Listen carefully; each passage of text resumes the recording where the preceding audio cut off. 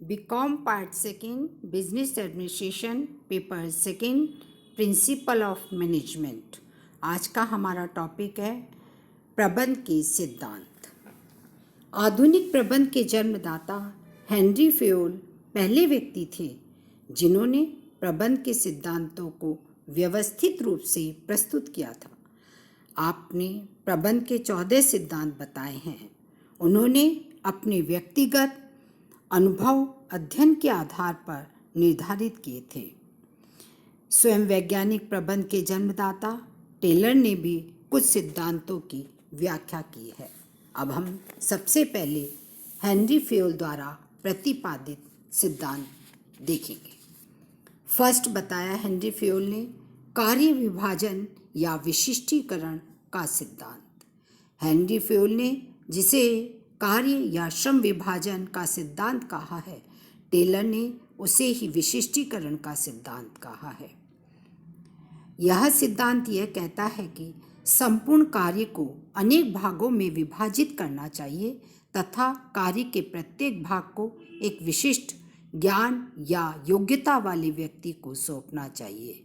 इस सिद्धांत का आधार यह है कि प्रत्येक व्यक्ति प्रत्येक कार्य करने में दक्ष नहीं होता है, अतः प्रत्येक व्यक्ति को वही कार्य दिया जाना चाहिए जिसमें वह विशेष योग्यता एवं अनुभव रखता हो। दूसरा आता है हमारा अधिकार एवं दायित्व का सिद्धांत।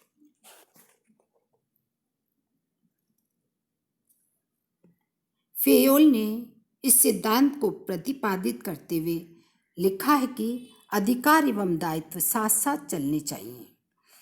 ये एक दूसरे में समाये हुए हैं।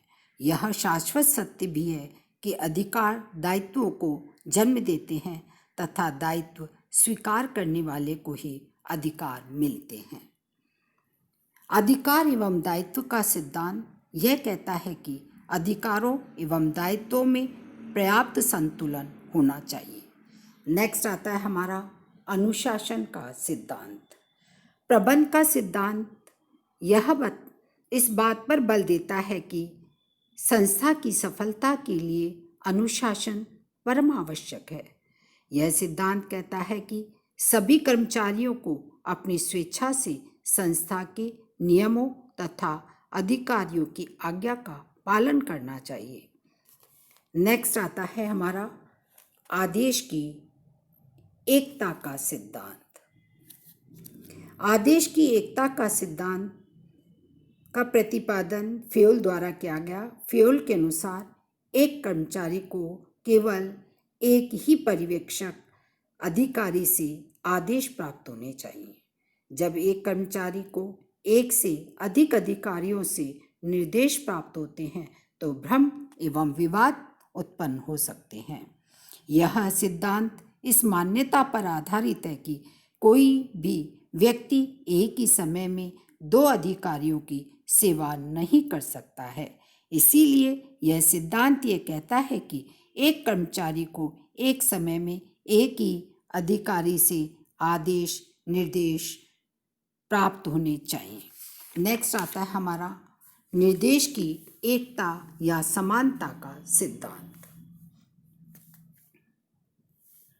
निर्देश की एकता या समानता का सिद्धांत यह कहता है कि समान कार्यों तथा उद्देश्यों के लिए एक अधिकारी एवं एक ही योजना होनी चाहिए। इससे कार्यों में एक रूपता बनी रहती है। सभी कर्मचारियों के कार्यों में समन्वय करना सरल हो जाता है तथा मुंडे मति भिन्न वाली स्थिति भी उत्पन्न नहीं होती है। फेयोल ने बहुत ही मनोरंजक ढंग से दोहरे निर्देशन पर व्यंग करते हुए लिखा है कि दो सिर वाला शरीर सामाजिक एवं गैर सामाजिक सभी क्षेत्रों में ही राक्षस समझा जाता है। वह सब जगह अपने आप को सुरक्षित रखने में कठिनाई अनुभव करता है। नेक्स्ट आता है हमारा व्यक्तिगत हित के स्थान पर सामान्य हित को वरीयता का सिद्धांत। फेयोल ने इस सिद्धांत के अंतर्गत ये कहा है कि प्रत्येक कर्मचारी को अपने व्यक्तिगत हितों की तुलना में सामान्य हितों को वरीयता देनी चाहिए। उन्होंने ये भी कहा है कि यदि व्यक्तिगत हितों तथा सामान्य हितों में संघर्ष हो तो व्यक्तिगत हितों का त्याग या समर्पण कर देना चाहिए।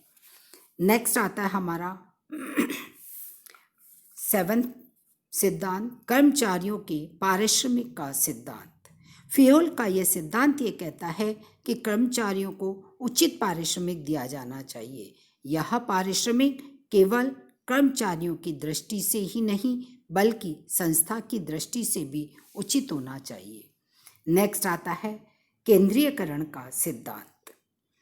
जब संस्था में निर्णय लेने के सभी अधिकारी उच्च प्रबंधकों के हाथों में केंद्रित रहते हैं तथा संस्था में केंद्रीयकरण की स्थिति होती है, फेयोल ने इस सिद्धांत के अंतर्गत ये कहा है कि संस्था में न तो अधिकारों का अधिक केंद्रीकरण होना चाहिए और न अधिक विकेंद्रीकरण। प्रत्येक प्रबंधक को अधिकारों में केंद्रीकरण तथा विकेंद्रीकरण में संतुलन स्थापित करना चाहिए। नेक्स्ट आता है हमारा सोपान श्रृंखला या पदानुक्रमता का सिद्धांत। यह सिद्धांत यह कहता है कि सामान्य परिस्थितियों में आदेश निर्देश देने तथा सुझाव एवं प्रतिवेदन प्रस्तुत करने के लिए संगठन के अधिकारों की श्रृंखला को पूर्ण रूप से ध्यान में रखा जाना चाहिए। सामान्यतः बीच के किसी भी अधिकारी को टालकर आदेश निर्देश या सुझाव आदि नहीं लेने देने चाहिए। किसी भी पदानुक्रम स्तर पर बैठे अधिकारी को टालकर या उसकी उपेक्षा करके दो भिन्न स्तरों के अधिकारियों को संदेशों का आदान प्रदान नहीं करना चाहिए। नेक्स्ट आता है हमारा व्यवस्था का सिद्धांत। फेयोल द्वारा प्रतिपादित यह सिद्धांत यह कहता है कि प्रत्येक व्यक्ति तथा वस्तु की उपयुक्त व्यवस्था करनी चाहिए। जहाँ तक व्यक्तियों का प्रश्न है, प्रत्येक व्यक्ति को सही स्थान पर लगाया जाना चाहिए तथा उसका एक स्थान निर्धारित कर देना चाहिए। उसी प्रकार वस्तुओं या सामग्री को भी यथा स्थान रखना चाहिए। नेक्स्ट आता है न्याय या निष्पक्षता का सिद्धांत। प्रबंध का यह सिद्धांत कहता है कि प्रबंधकों को अपने कर्मचारियों के साथ उचित, निष्पक्ष, समता एवं दयालुता का व्यवहार करना चाहिए। फेयोल का विश्वास था कि इससे नियोक्ताओं तथा कर्मचारियों के बीच मधुर संबंधों का सूत्रपात होगा। नेक्स्ट आता है हमारा कार्यकाल में स्थायित्व का सिद्धांत। यह सिद्धांत बताता है कि कर्मचारियों का कार्यकाल स्थायी होना चाहिए। इस सिद्धांत के पीछे यह मान्यता रही है कि कोई भी कर्मचारी जब किसी नए कार्य पर लगाया जाता है तो उसे उस नए कार्य को सीखने में कुछ समय लगता है। अतः बार बार उसका स्थानांतरण किया गया तो उसे बार बार नया कार्य सीखना पड़ेगा। फलतः वह किसी भी कार्य में कुशलता प्राप्त नहीं कर सकेगा। नेक्स्ट आता है पहलपन का सिद्धांत। यह सिद्धांत बताता है कि प्रत्येक प्रबंधक को अपने अधीनस्थ अधिकारियों को उनके कार्यों की योजनाएं बनाने तथा उन्हें क्रियान्वित करने की कुछ स्वतंत्रता देनी चाहिए। इससे उनकी सृजनात्मक क्षमता का विकास होगा तथा अधीनस्थों को आंतरिक सुख का अनुभव होगा। नेक्स्ट आता है हमारा समूह भावना का सिद्धांत, हेनरी फेयोल का 14वां सिद्धांत। यह सिद्धांत ये कहता है कि प्रबंध की सफलता के लिए प्रबंधकों को अपने कर्मचारियों में समूह भावना तथा एकता की भावना का विकास करना चाहिए। इस हेतु फेयोल ने कहा है कि प्रबंधकों को कर्मचारियों से प्रत्यक्ष संपर्क बनाए रखना चाहिए। प्रबंधकों को जब भी समय मिले कर्मचारियों के साथ संदेशों का आदान प्रदान मौखिक रूप से ही करना चाहिए। ये हेनरी फेयोल के 14 सिद्धांत हो गए। अब इसके बाद में हम अन्य सिद्धांत देखते हैं। फर्स्ट आता है उद्देश्य का सिद्धांत या 15वां सिद्धांत, उद्देश्य का सिद्धांत। सभी संस्थाओं के कार्यों का श्री गणेश उद्देश्यों के निर्धारण से ही होता है। अतः यह प्रबंध का एक महत्वपूर्ण सिद्धांत कहा जा सकता है। कुंज तथा ऑर्डिनल इस सिद्धांत का सार प्रकट करते हुए लिखते हैं कि संपूर्ण संगठन तथा उसके प्रत्येक विभाग को संस्था के उद्देश्यों की प्राप्ति में योगदान देना चाहिए। नेक्स्ट आता है हमारा नियोजन का सिद्धांत। वैज्ञानिक प्रबंध के जन्मदाता टेलर ने प्रबंध के नियोजन के सिद्धांत को विशेष महत्व दिया है। प्रबंध का यह सिद्धांत यह बताता है कि भविष्य में किए जाने वाले कार्यों को पहले से ही निर्धारित कर लेना चाहिए। इससे संस्था के लक्ष्यों को अधिक निश्चितता एवं निश्चिंतता से पूरा किया जा सकता है। नेक्स्ट आता है हमारा अपवाद का सिद्धांत। टेलर ने इस सिद्धांत का प्रतिपादन किया था। यह सिद्धांत ये कहता है कि उच्च अधिकारियों तथा प्रबंधक को अपने अधीनस्थ अधिकारी या प्रबंधक के दैनिक कार्यों तथा निर्णयों में सामान्यतः हस्तक्षेप नहीं करना चाहिए। उन्हें स्वतंत्र रूप से अपने कार्य तथा निर्णय लेने देना चाहिए। केवल असामान्य एवं अपवादजनक परिस्थितियों में ही उनके दैनिक कार्यों में हस्तक्षेप करना चाहिए। नेक्स्ट आता है हमारा नियंत्रण के विस्तार का सिद्धांत। नियंत्रण के विस्तार से तात्पर्य कर्मचारियों की उस संख्या से है जो एक अधिकारी के प्रत्यक्ष नियंत्रण में कार्य करती है। ग्रेकुनाज, जो इस सिद्धांत के प्रतिपादक हैं, उनका कहना है कि कोई भी अधिकारी प्रत्यक्ष रूप से 5 और अधिक से अधिक 6 अधीनस्थों से अधिक का निरीक्षण एवं नियंत्रण नहीं कर सकता है। नेक्स्ट आता है हमारा संतुलन का सिद्धांत। प्रबंध का यह सिद्धांत कहता है कि संगठन के प्रत्येक विभाग में संतुलन बनाए रखना चाहिए ताकि संगठन की कार्यकुशलता बनी रह सके। प्रत्येक विभाग को उतना ही बड़ा बनाया जाना चाहिए जिससे उसकी क्षमता एवं साधनों का अनुकूलतम उपयोग हो सके। इसके अतिरिक्त सभी विभाग लगभग समान आकार एवं कार्य क्षेत्र के ही बनाए जाने चाहिए। नेक्स्ट आता है हमारा प्रमापीकरण का सिद्धांत। टेलर, गेंट आदि वैज्ञानिक प्रबंध के समर्थकों में इस सिद्धांत का विकास किया है। यह सिद्धांत बताता है कि प्रत्येक कार्य के लिए कुछ निश्चित प्रमाप तय कर लेने चाहिए। ये प्रमाप कार्यप्रणाली, सामग्री, उपकरण, उत्पादन की मात्रा आदि से संबंधित हो सकते हैं। नेक्स्ट आता है मानवीय संबंधों का सिद्धांत। यह सिद्धांत कहता है कि प्रबंधकों को कर्मचारियों के साथ मानवीय संबंधों का विकास करना चाहिए। उन्हें उत्पादन का एक भौतिक साधन न समझकर सृजनशील शक्ति के रूप में समझना चाहिए। इस हेतु प्रबंधकों को कर्मचारियों की भौतिक आवश्यकताओं की संतुष्टि के साथ साथ सामाजिक एवं मानसिक आवश्यकताओं की संतुष्टि पर भी ध्यान देना चाहिए।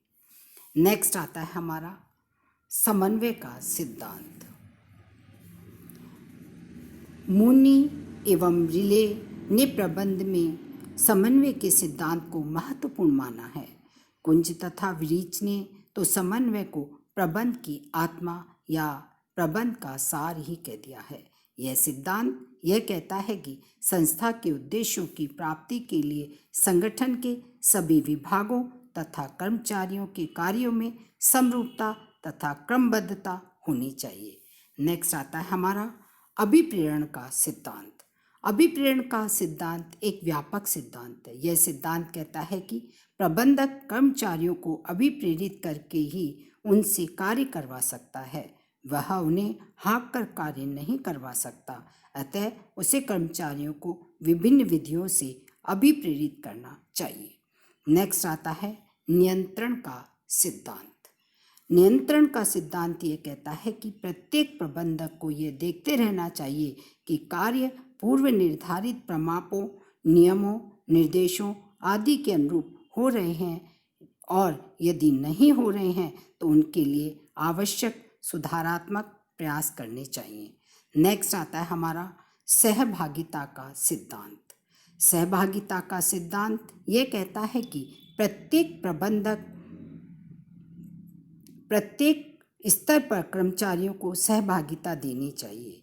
सहभागिता अनेक रूपों में दी जा सकती है। सुझाव आमंत्रित करके, कर्मचारियों के साथ परामर्श करके, निर्णय करने वाली समितियों तथा संचालक मंडल में प्रतिनिधित्व देकर या पूंजी में हिस्सेदारी देकर सहभागिता दी जा सकती है। नेक्स्ट आता है हमारा सामाजिक दायित्व का सिद्धांत। यह सिद्धांत ये कहता है कि प्रत्येक प्रबंधक को अपना प्रत्येक कार्य या निर्णय सामाजिक हितों एवं मूल्यों को ध्यान में रखकर ही करना चाहिए। उन्हें कोई भी ऐसा कार्य या निर्णय नहीं करना चाहिए जिससे समाज की मान्यताओं, स्थिरता, एकता आदि पर विपरीत प्रभाव पड़े। नेक्स्ट एंड लास्ट हमारा सिद्धांत आता है सरलता का सिद्धांत। सरलता का सिद्धांत यह कहता है कि संस्था की संगठन संरचना, कार्यविधियों, नीतियों, नियम, योजनाओं आदि सभी सरल होने चाहिए। इनमें किसी भी प्रकार की जटिलता एवं अनावश्यक औपचारिकता नहीं होनी चाहिए।